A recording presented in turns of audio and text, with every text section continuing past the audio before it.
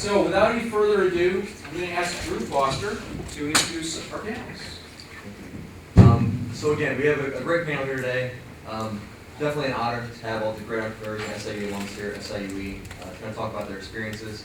I'm going to go down the line, talk briefly about what each one of these great individuals have done, both personally and professionally for the school. And then again, we'll go into the questions and look forward to some intriguing questions and inquiries from the audience.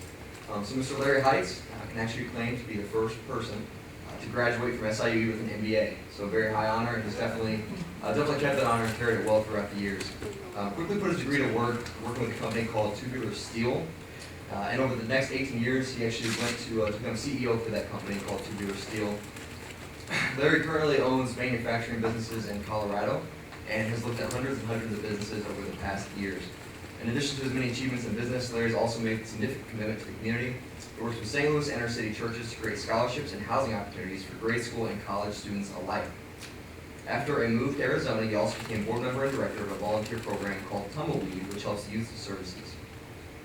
Next on the list is Mr. John Martinson. John Martinson was in the Air Force and actually completed his SIUE degree at an off-campus MBA program in California. John's had some incredible accomplishments over the year and got his first taste of entrepreneurship ventures working at Exxon Enterprises. In 1979, Martinson joined InnoVen Group, a national venture capital firm in Saddlebrook, New Jersey, which boasted three major St. Louis corporate investors: Monsanto, Emerson Electric, and Anheuser-Busch. In 1986, he decided to start his own venture capital firm, Edison Venture Fund, in Lawrenceville, New Jersey, with a little encouragement from one of his neighbors. Martinson liked the idea of working with multiple companies, and has definitely went on to carry that well. Martinson has been working as a venture capitalist for the past 31 years. Edison Venture Fund has experienced tremendous growth and success and has invested in more than $620 million over 155 companies throughout the East Coast. So if anyone here is inspiring entrepreneur, this is the guy you want to talk to after the event. That's exactly right. Additionally, Martinson has served as the chairman of the National Venture Capital Association for 3 years and has been board of director of over 45 companies in various industries. Next on the line is Mitch Myers. Mitch got her start working with the 7-Up company and was quickly recruited by Anheuser-Busch early in her career.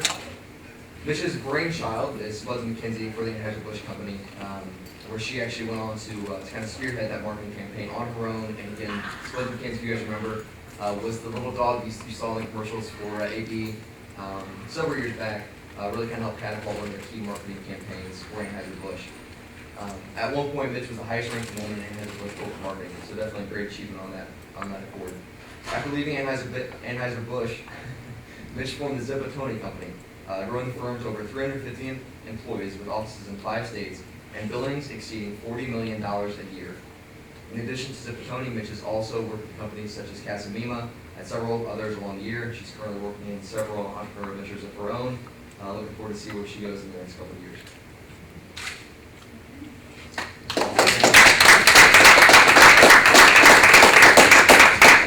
So I've asked Drew to start with the first question, and as I was looking around the room as Drew was making the introductions, I know that we have some folks here who are entrepreneurs, some alumni and friends of the university, and some aspiring entrepreneurs. So I know that you're going to have some great questions too. But I'm going to ask Drew to start us off with the first one. Drew. All right. And again, as we ask these questions, guys, they can be directed at any one of our panelists or the entire panel as a whole. So I'll go and start off with a question for everyone, if you guys wouldn't mind. We often see students place a large amount of consideration on selecting the most market-friendly and beneficial discipline. I was wondering, in your own opinion, are there any majors and courses that you feel were critical to your entrepreneurial endeavors?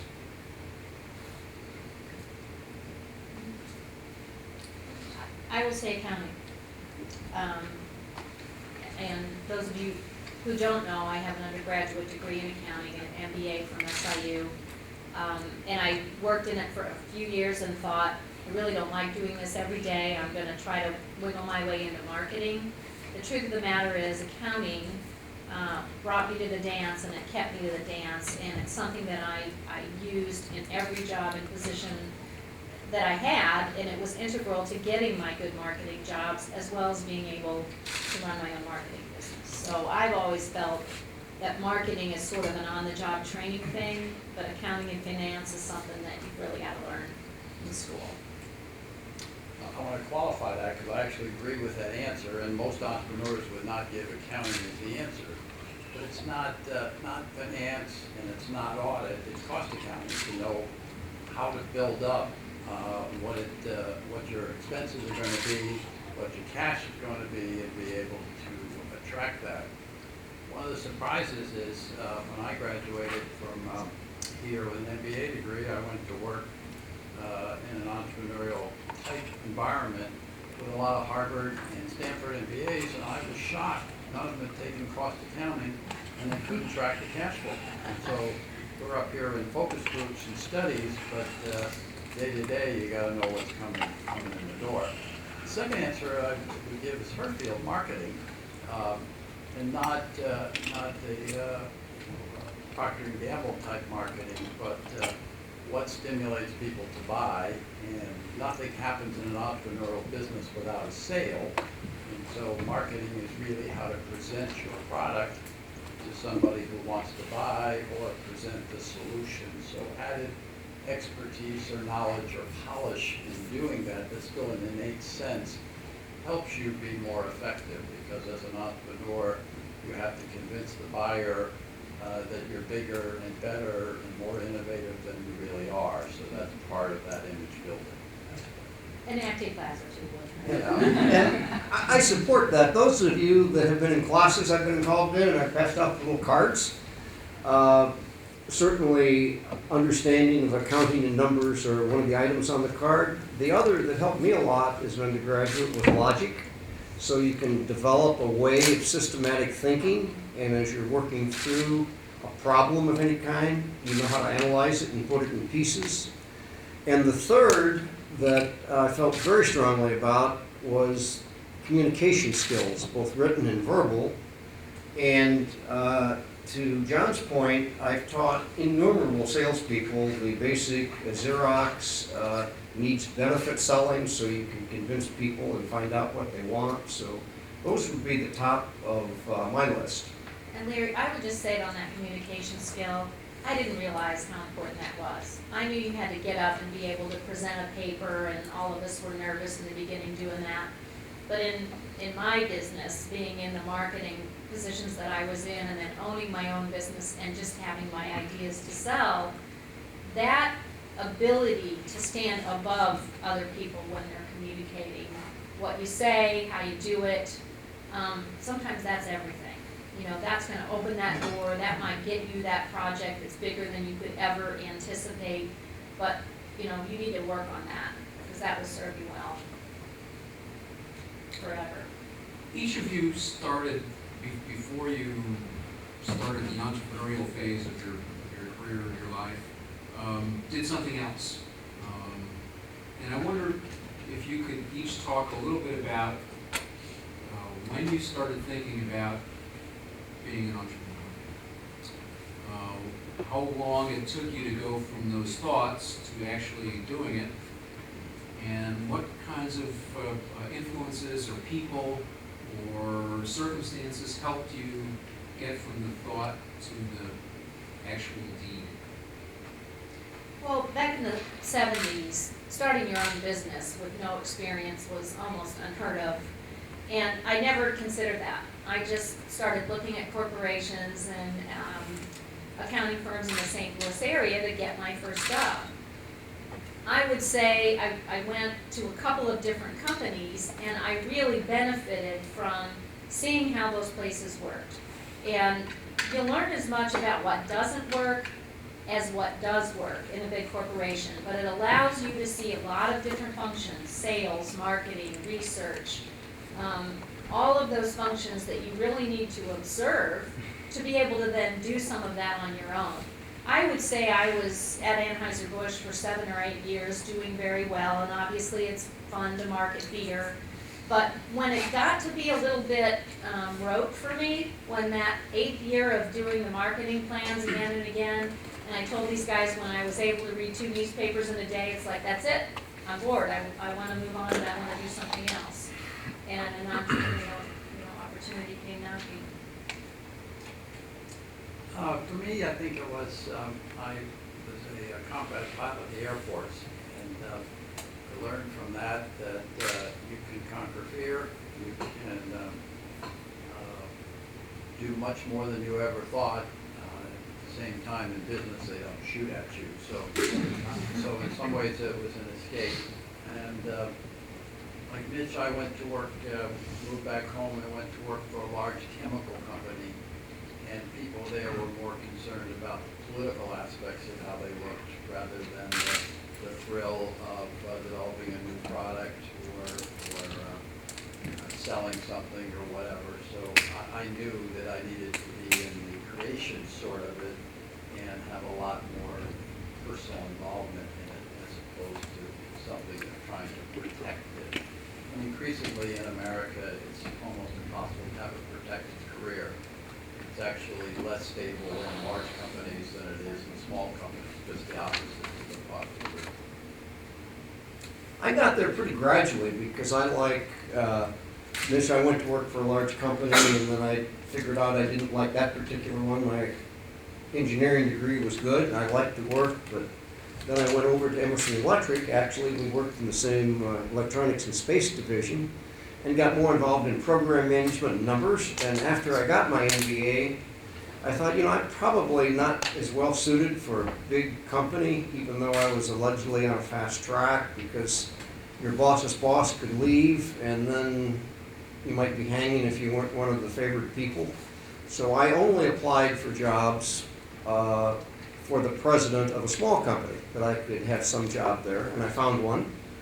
And it worked out well. I got to do every job over the years with that company, Tubular Steel.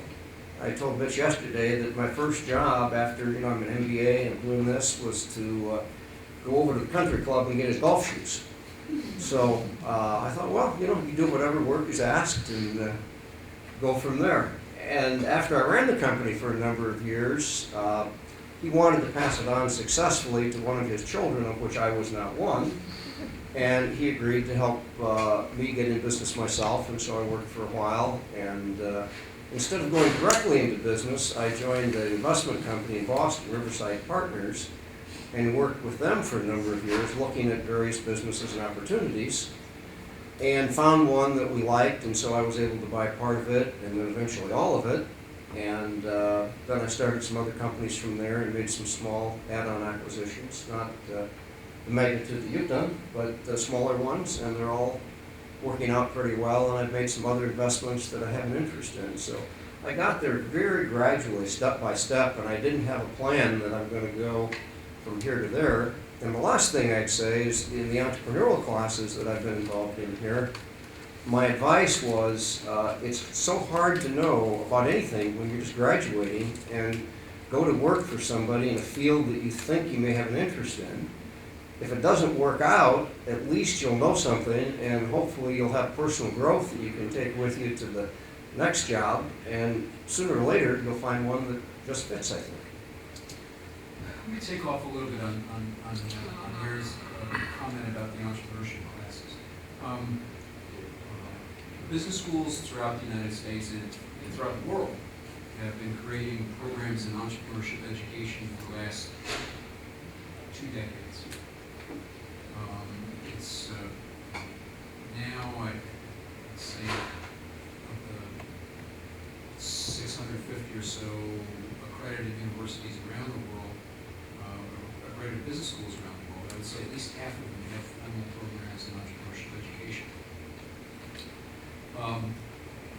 If you start with Larry's premise, and I heard the support from Mitch and perhaps indirectly from John, that students should start off doing something else, perhaps learning about business on by working for a company, someone else's company.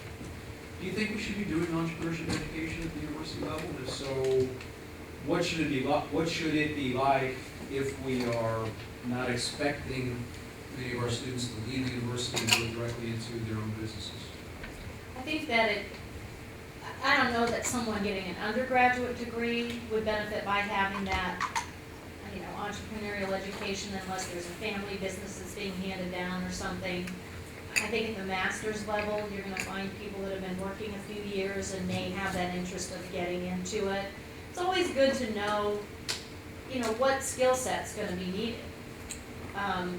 You know, my advice to students is, make your mistakes on somebody else's nickel.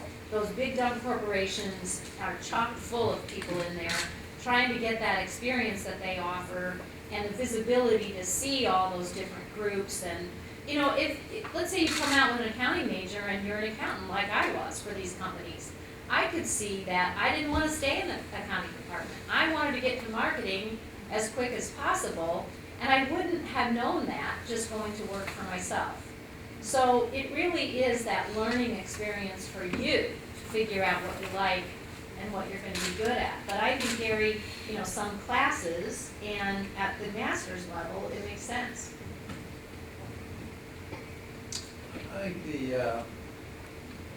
the week of Steve Jobs passing, so in general, the fairy tale with entrepreneurship is starting in your garage at a very young age.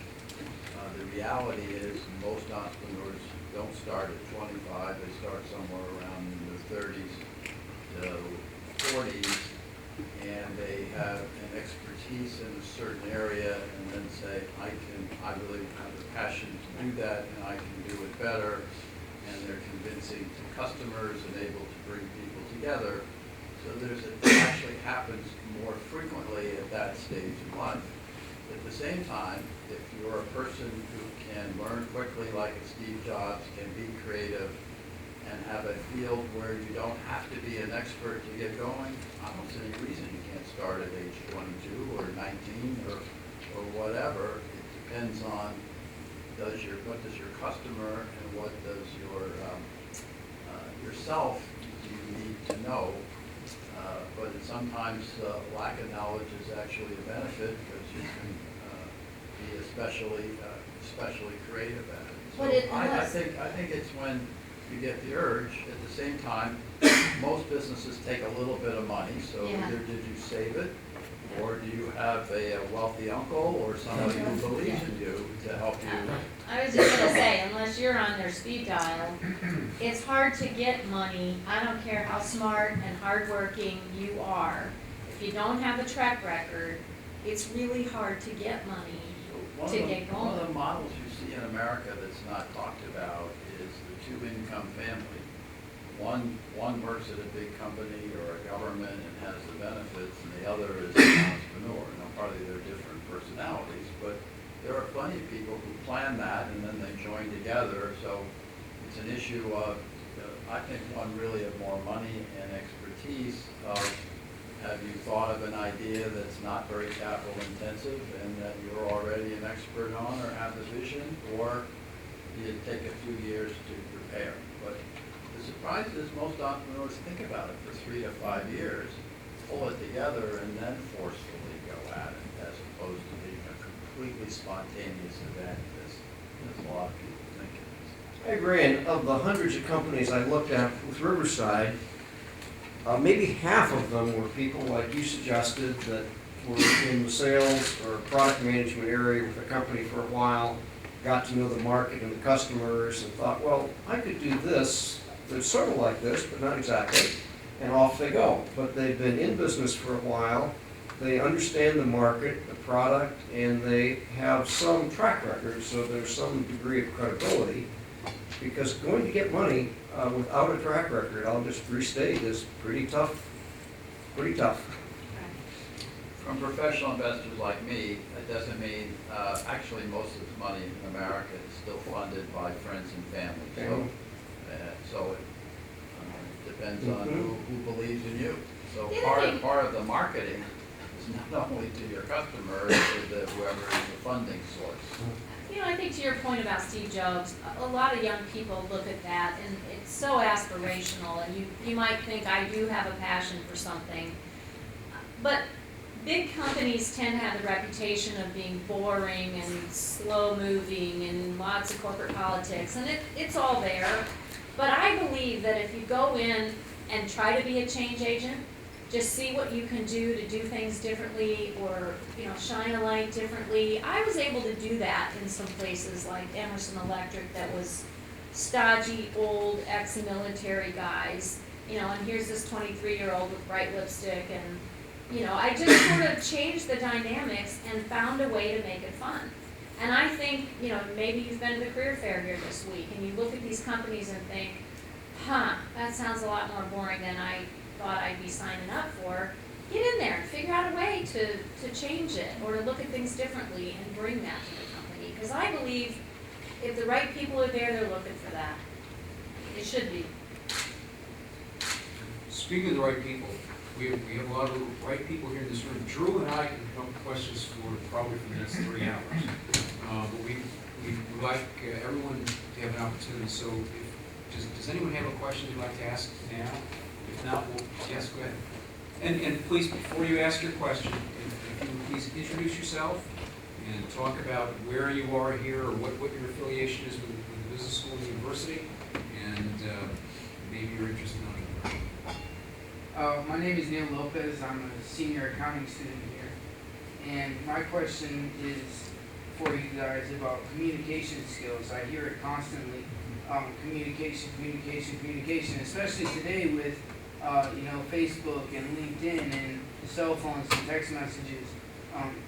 Is there any ways that you guys could recommend that we start building our skills on communication?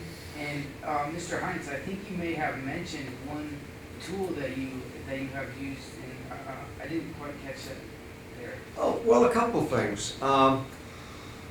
I was involved in high school and college in public speaking and theater. I have sent innumerable salespeople to various Dale Carnegie courses or things like that. I think the university probably has many kinds of those communication skills available. Maybe what you heard me mention was the Xerox selling skills, needs benefit selling, which has stood the test of time as one means of learning how to interact with a potential customer. But there's lots of ways to get communication skills, but I think you have to work at it, not just hope for it. I would say the way I learned was from being on the client side and watching agencies come in to pitch us. I would see a lot of different styles, and they were all competing, for our business. And, I was able to sit back and watch and pick up what I thought was effective and ineffective, and I watched how that changed over time. I mean, when I started, we had an overhead projector with, whatever, those slide things that you used. And I remember the day that one agency came in and instead of using that overhead projector, just had a white flipboard and was drawing stick figures as he presented. And it was mesmerizing. I mean, it really was like old school, different. He took it away from, what everybody else was doing at the time. And it's like, okay, that's pretty brilliant. It really stood out.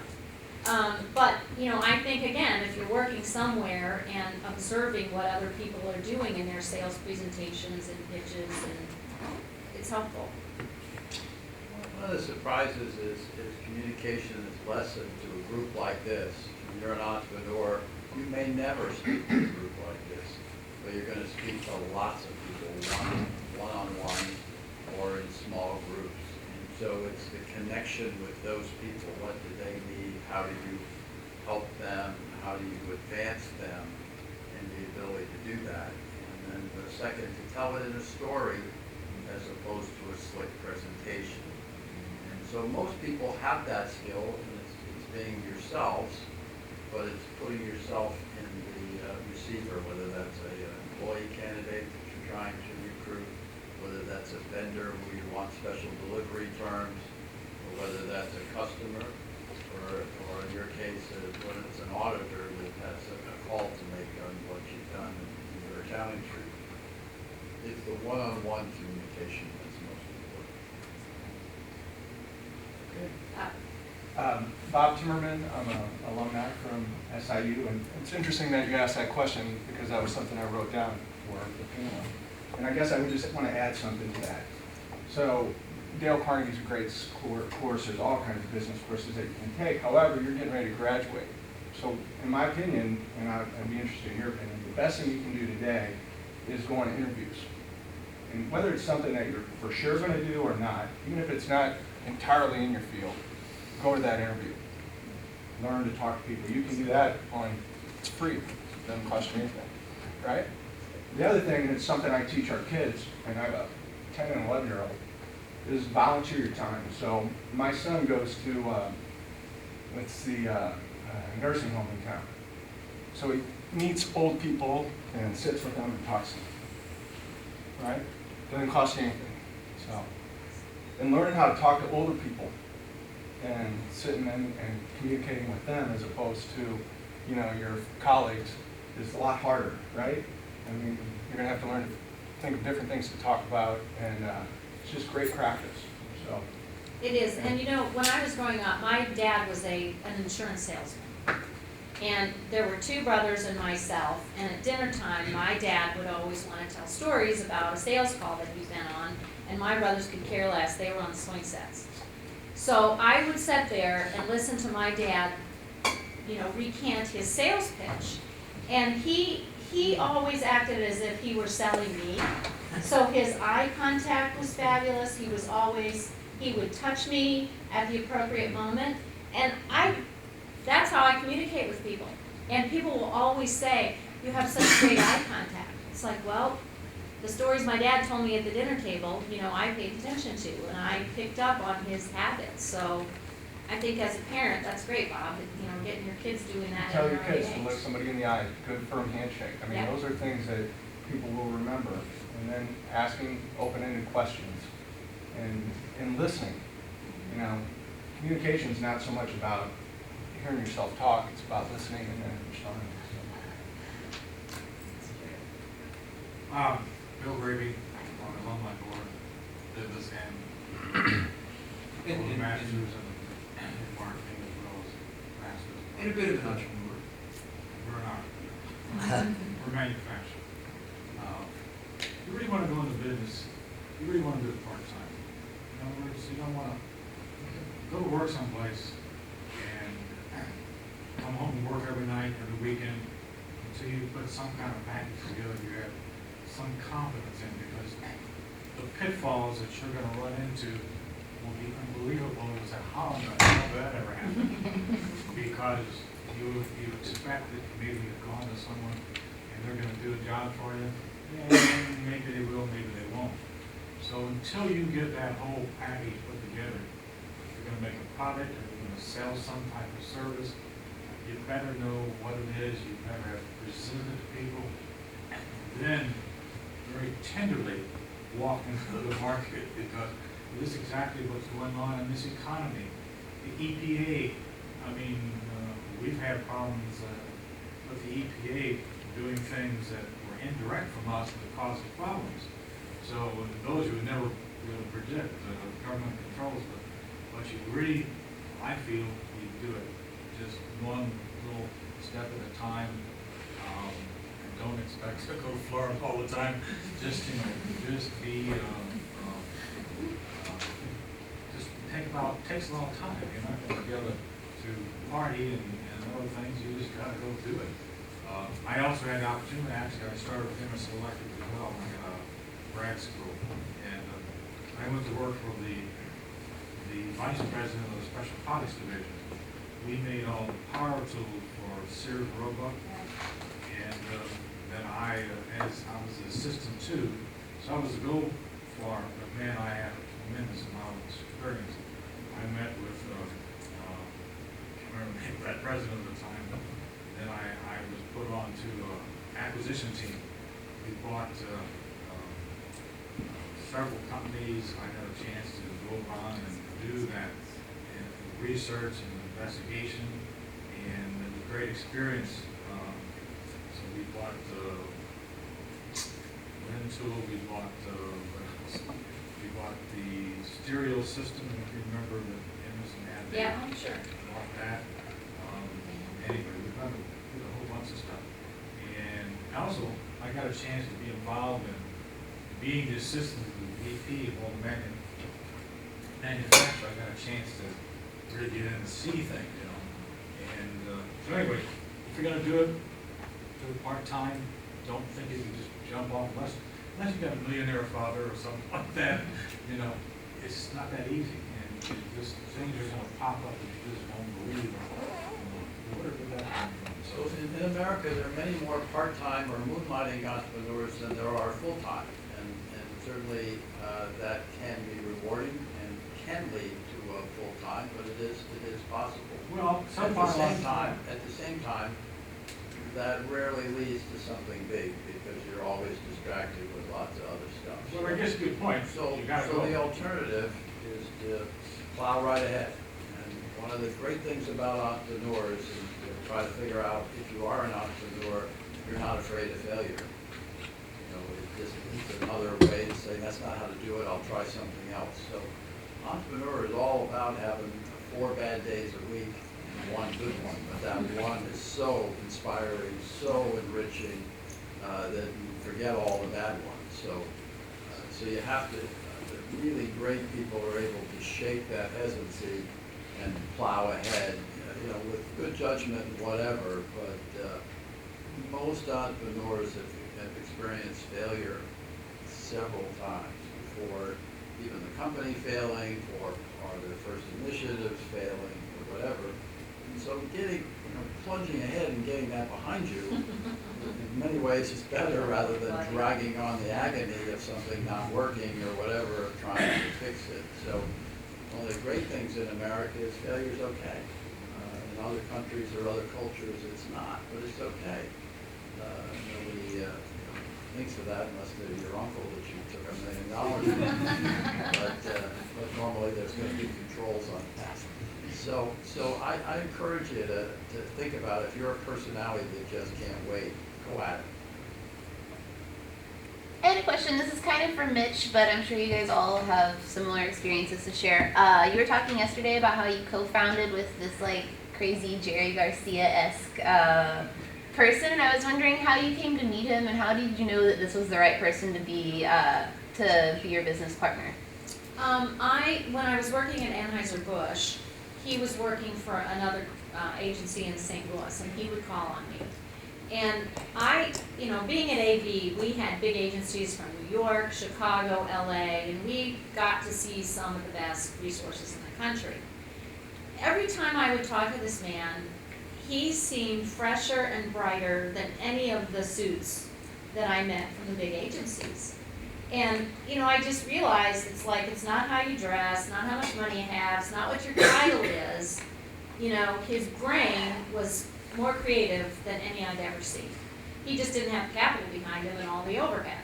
So I guess he decided at the same time he wanted to start his own company and approached me and said, "You're my favorite client, let's go into business together." And, thinking that sounded like a good fun idea, I'm like, okay. And everybody thought it was crazy to do it at the time, and I'm glad I didn't overthink it, because maybe I wouldn't have, because I had 2 small children and I was the breadwinner in my family. But I just knew I could work hard. I knew that, he was the most creative thing I'd ever seen, and I went for it. And that's one of those things where when it's time to go, it's time to go. And so I did it, I took the risk, and I took the cut and pay, and it worked. Not immediately, but it worked. Did you introduce yourself, Lindsay? Oh, I'm Lindsay. I'm a graduate assistant and I'm in the MBA program. Thanks, Lindsay. And Drew had Matt, can you hang out yours? Because Drew was going to ask one that is very much kind of along the lines of the principles. So if we can continue that, and then maybe come back to Matt. Yeah, definitely. And this goes right along the same lines of selecting a partner. And I think, number one, if you guys could talk about your own opinions, because that is one of the most critical decisions that an entrepreneur has to make, of selecting a partner, whether to go it alone, whether to choose one, whether to choose multiple partners, and how has that affected the success and the leadership and direction within your own company? I'll just say, it's a marriage. It's like marriage. Pick a good one.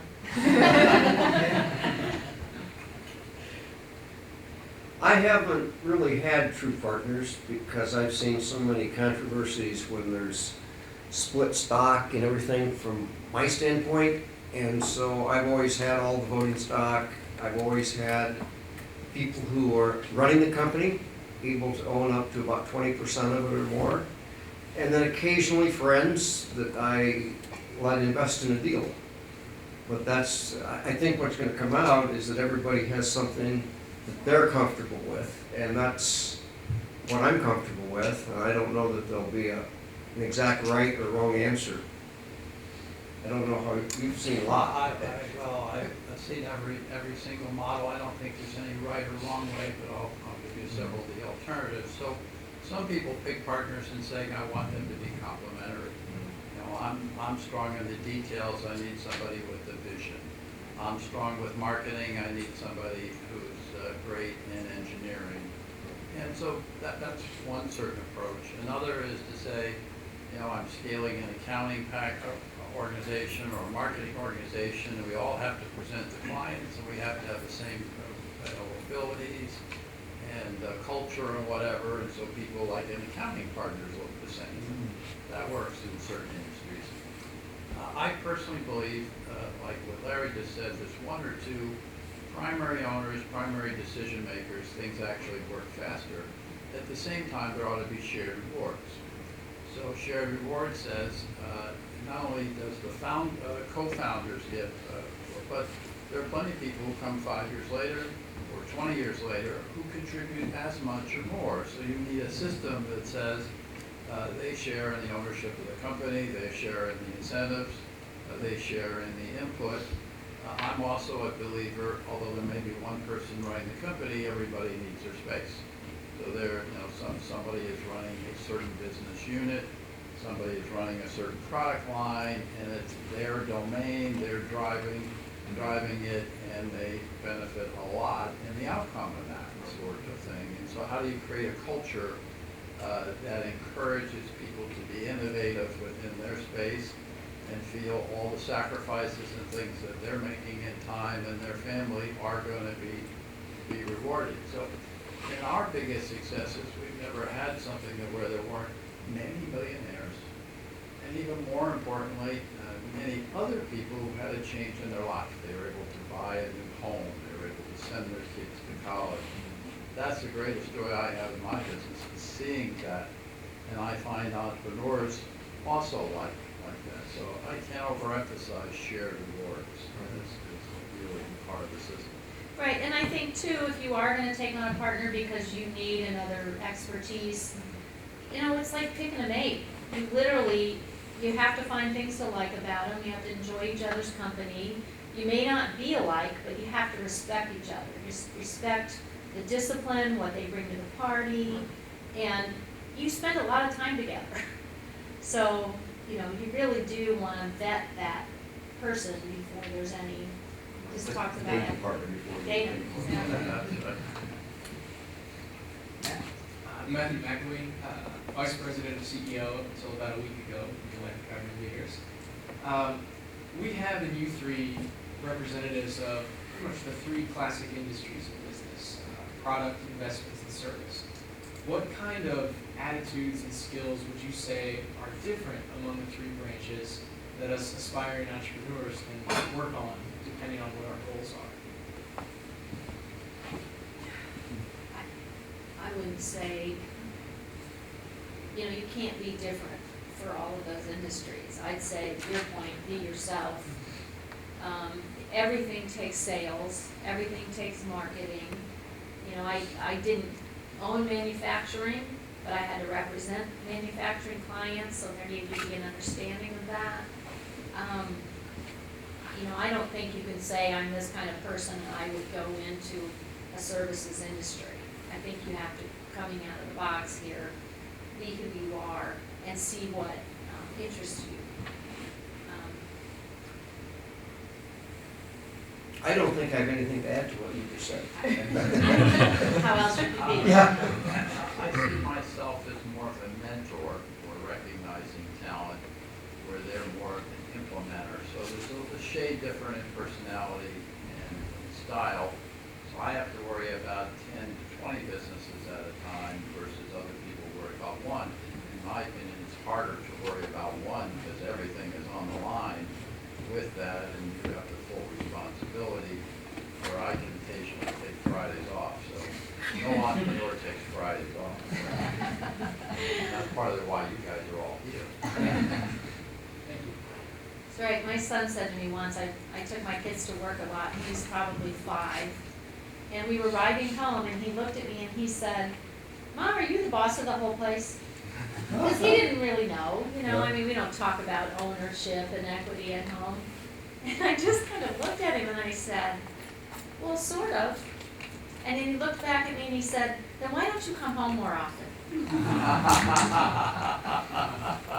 question.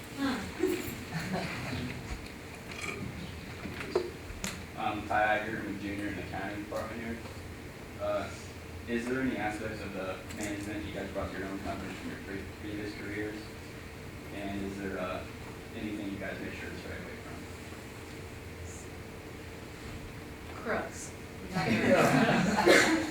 Well, I personally am comfortable with small manufacturing companies that have products that market into niches that are small enough, maybe up to $20 million or $50 million niche, so some great big company doesn't want to come and take my business away. And that's what I personally feel more comfortable with. And my businesses tend to do what Joe Dorjan, who did all mergers and acquisitions when I was around at Emerson in '68, he said, "Emerson isn't a fancy marketing company, we do belly-to-belly selling, like insurance salesforce." And so I value business-to-business sales, where you find out who the people are and talk to them, rather than other means of communication. So those are the things I personally am comfortable with. And in a manufacturing company, and true in a lot of companies, you have to pay extreme attention to all kinds of little details. And if 100 little things work right, then it works okay. And so those are the kind of things that I'm comfortable with. And if I worked in Mitch's arena, I'd probably be a failure. So. Well, and I was always jealous of you guys because you made money at night when you slept. We only made money when we were out calling on people and doing deals and selling ideas. So, all the assets I had walked out the door at night. Whereas if he's making widgets or Budweiser, that stuff is selling all over the world while he's sleeping. So there was always this part of me thinking, we have to come up with a product that we can be selling while we sleep. Well, it's even better in my field in software, because we could be all playing golf. Right. Larry, at what point did you come to that realization? Because it's an interesting question, because you're asking how each of these individuals, coming to a very personal awareness or realization about an area where you're going to really make a significant investment of your energy, your resources, your time. At what point did that happen? I didn't plan it. I think it just happened by way of what people have said. That's my personality. And so I just kind of went there. And then after the fact, I did it for a while, and I thought, yeah, this is exactly the way it should work. Yeah, this feels good. Same with you, Mitch? John? Well, and I think having worked at different places, that's what gave me the perspective to know, here's what I'm good at, here's what I'm not good at, and now it's time. You just sort of start to feel that itch, like, I'm gonna do something else. And then, did I wanna just go to work for another corporation? I mean, I had opportunities to go to work for Coca-Cola, and it's like, it's just another beverage company, and it's not as fun as beer, why would I make that change? So, the time was just right for me, and at that point, I knew what my skill set was. For me, I enjoy sharing other people's dreams and hearing about that, and then can I add 2 or 3 ideas to help make them more successful, or can I bring 2 or 3 other people to the partnership that make the instrumental difference? But I like it being a core idea of someone else who's driving it 24/7. Can I ask you a question? I've always been interested, they say that when you're presenting a new business idea to a venture capital firm, a lot of it is about the management talent. I'd just like to know from your perspective, I mean, I'm sure you see a lot of people that look good. How do you really tell? Most people rate that as number one. I'd rate that as number three for me. Number one is the market idea. You know, what's this emerging segment? Why do you have the best solution to it? And that's the most important. And I can help them find the talent, help them implement it. But it's the core idea that's the most valuable to me. And an interesting difference in our personalities, because when I was with Riverside, to a lesser extent, but we bought companies, I was on several boards, and it was too frustrating to me not to get my hands on it more directly. And so I admire your ability to kind of stand back a little bit more, because I wanted to dive in and say, look, let's roll up our sleeves to do this today. And so that's, again, how I emerged to having smaller manufacturing companies where I could build a management team and still kind of be involved wherever I wanted to be, and felt like I had a little more control than having 10 or 12, because I was kind of frustrated at Riverside in that role. And that's one of the great things of being an entrepreneur is you can shape the business generally to fit your personality, your style, even your work hours. And so it's much more empowering than working for someone else. And that also leads to more time to be creative and building something that you're proud of. Don't you think though that like these principles that you're talking about can be applied today? So when these guys are all getting ready to go, get their first job, when you talk about the plan, like, plan your first job, put your business plan together. Here's what I want, and these are my goals. Get it set. To me, the number one thing if you're going to start a business, a job, is to put your business plan together. I mean, it's the key component. So you guys may not know what your business plan is today, but somebody has an accounting degree. What is your plan? It doesn't have to be 20 years out. It can be the next year, because that's going to be the most important, so you get your experience. And so you look at business plans all the time. I mean, when you see someone come in, it's the ideas and it's the thought out process of where it's going to be, not necessarily year one, year two, but they may be flat, but year three they start to make money. And then So I am looking at build a model, and I can help them with it, but I'm even more basic than that. I'm looking at what are they doing for the first 10 customers, and why are they so enthused, and are those 10 customers in the way the product and service going to scale into something small? So I'm very focused on what are they delivering or what are they doing, whether they've actually done it, or better yet, they already have that in place, and that customer has bought once or twice more. So I put myself in the idea of who's paying the bills. Hi, I'm Alexis Light. I'm an alum. I just graduated in May with my MBA. My question is, for those who are my age or younger, should we consider doing less brick and mortar and go more online for entrepreneurship businesses, or still do brick and mortar? I know a lot of them brick and mortar stores like Barnes and Noble borders are kind of shutting down. So should we look more internet based or continue with brick and mortar? You mean in terms of the jobs you're trying to? And starting a business. Starting a business. Obviously, it depends what it is, I think. I mean,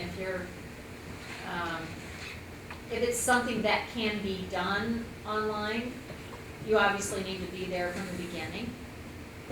If it's a restaurant, you clearly aren't going online for that, but I think if it's something that typically has brick and mortar and internet aspects, you would want to get there quickly.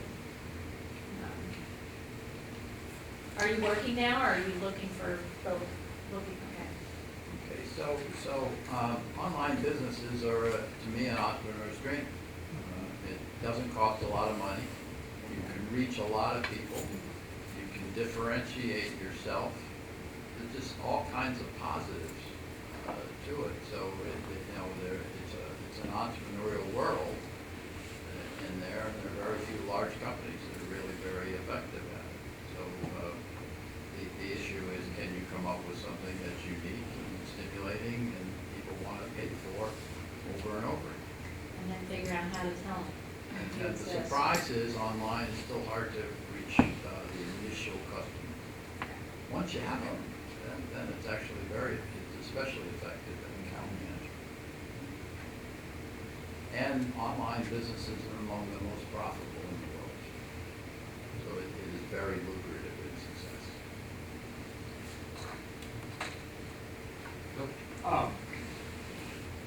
Your first job, if you're lucky enough, the one that you travel a lot in, is a big plus. I mean, I want that type of job because I don't want to travel and so forth. Travel is not easy, but the thing is, you're traveling, I have an opportunity to travel all over the United States and Canada. So you got a chance to see what was happening in California is one place, and it's a lot different from St. Louis. Boston's a hell of a lot different from St. Louis. And Canada's different, I mean, Florida, everything. So it's a learning experience to be able to do that travel and find out what's going on. In fact, you'll see different businesses starting in California that you won't ever see here. So it's a great opportunity if you can be fortunate enough to get a job that you can travel a lot. Again, I want that. A lot of people don't want to do it. It's not the easiest thing, but it's still a great education. You can travel online. I don't make it. My name is Zachary Lewis. I'm a CMIS major, senior president of AITP. And my question was, if you could go back, was there anything like a class that you should have taken to maybe help you along the way that maybe later on you had to learn the skill sets that you could have taken a class for that may have helped? You have how many semesters left, Sam? One. So that's an important question. Was there a negotiating skills class? We now have one in our MBA, required negotiations class in our MBA program. We do not have it in the undergraduate program, but in the revised program that we're introducing next fall, negotiation will be part of it. Yeah, I would say that. Yeah. Yeah, because you need that to get married too, so. You need all this stuff, accounting, sales.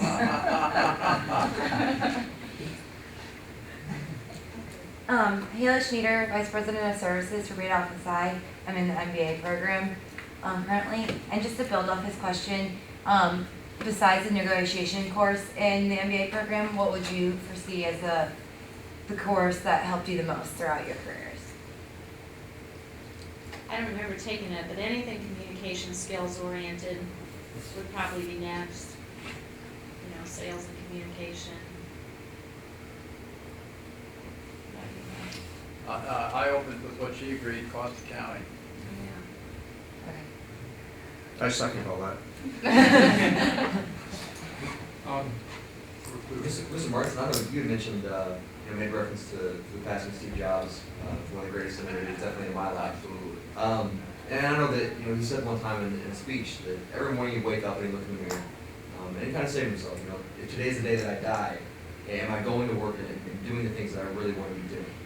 And if, more days than not, the answer to that was that no, he wasn't doing the things he wanted to be doing. He really had to reevaluate his life. And I was wondering, for each of you, is there any kind of mantra or phrase or anything that you use to kind of check yourself, or check and balance? Maybe not so much in business, but just in life and as a professional and as an individual. I used to be told all the time by family members, you are under so much stress. I don't know how you can do this. I have 2 children. I traveled all the time. I had offices on both coasts, and I would not perceive that of myself because I was having so much fun doing what I was doing. I would say, yes, but it's positive stress. So, I think that you can be busy and earning a good paycheck, but I think you're going to be able to sense personally if it's something you really enjoy, you can kind of manage that. And if it isn't, then you need to make a change. For me, there's a tendency to get caught up in too much details, and as an entrepreneur, you got to keep moving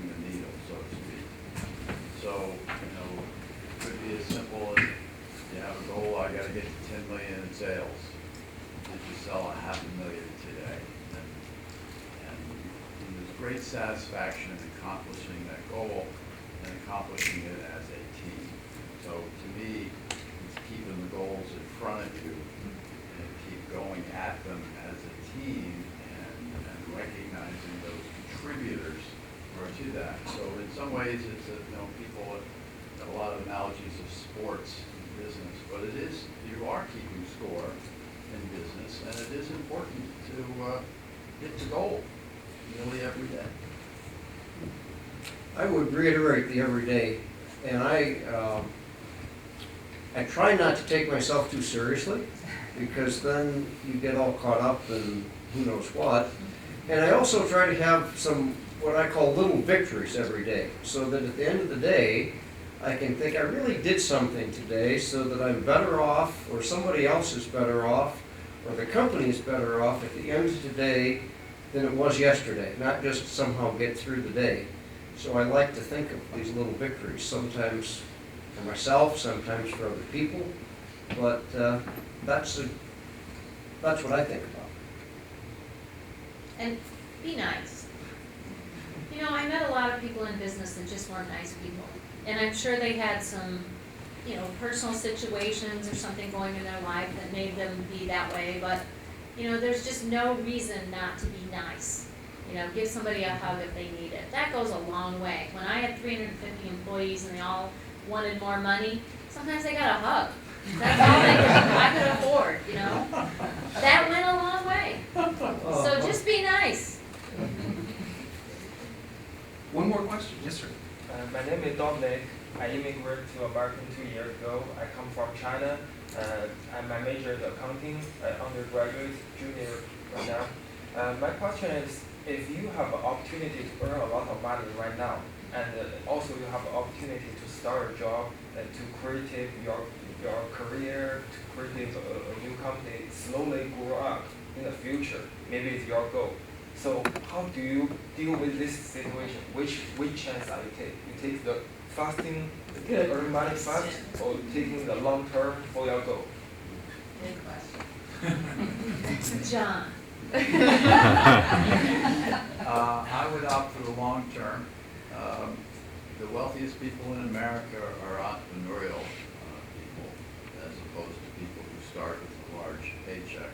But at the same time, we have to be pragmatic, and you have a family and other things, and your own personality. But I'd opt for the